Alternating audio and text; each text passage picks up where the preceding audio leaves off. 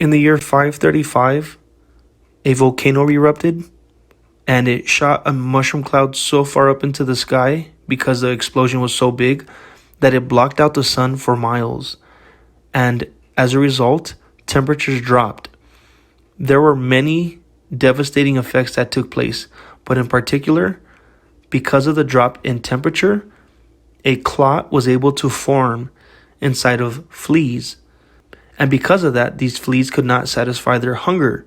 So they fed on more and more animals, particularly rats and even people. Now, this is not so hard to believe when you look at something like a hurricane hitting Louisiana and Texas.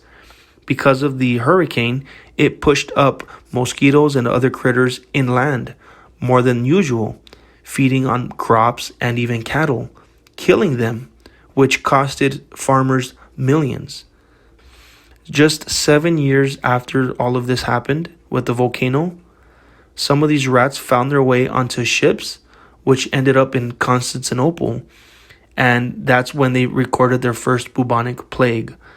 And millions of people died. So many people died, in fact, that they stopped keeping count.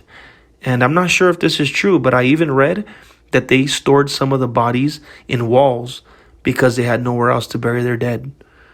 This happened because of one event, the volcano eruption. Just look at time itself. Look at the way the earth rotates around the sun.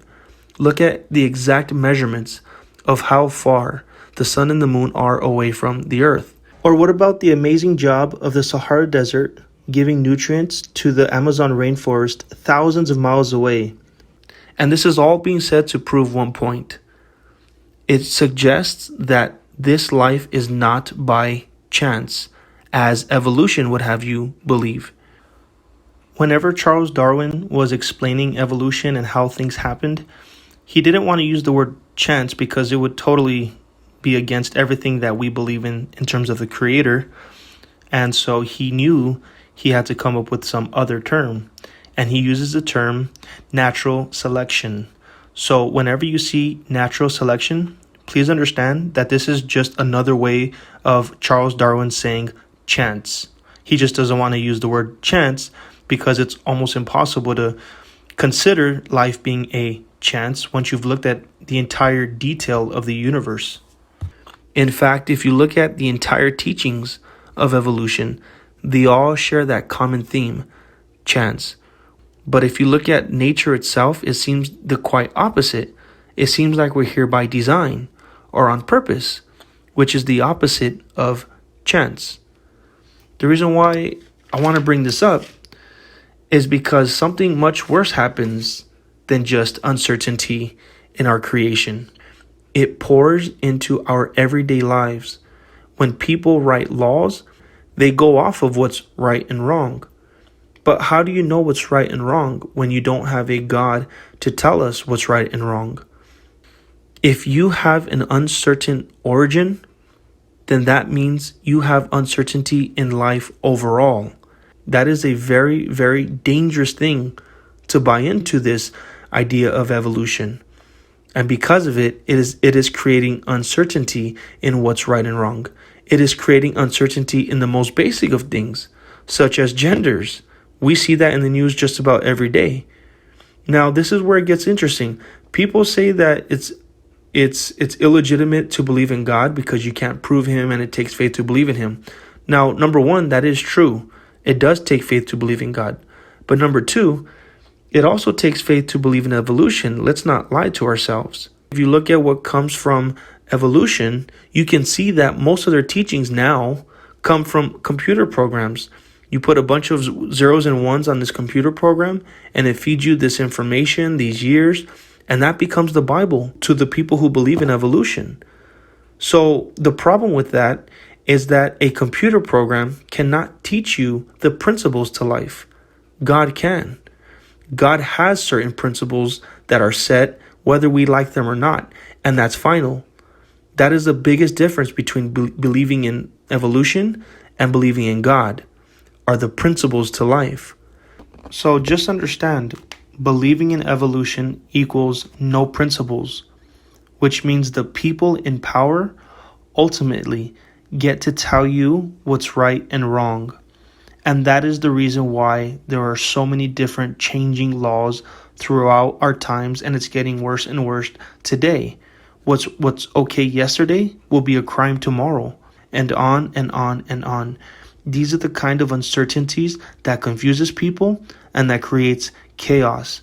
So these people who buy into evolution, please understand, it takes faith to believe in evolution. They're always changing and adding and taking away. Now, here's my point. Why in the world would you want to invest in something that doesn't offer you hope?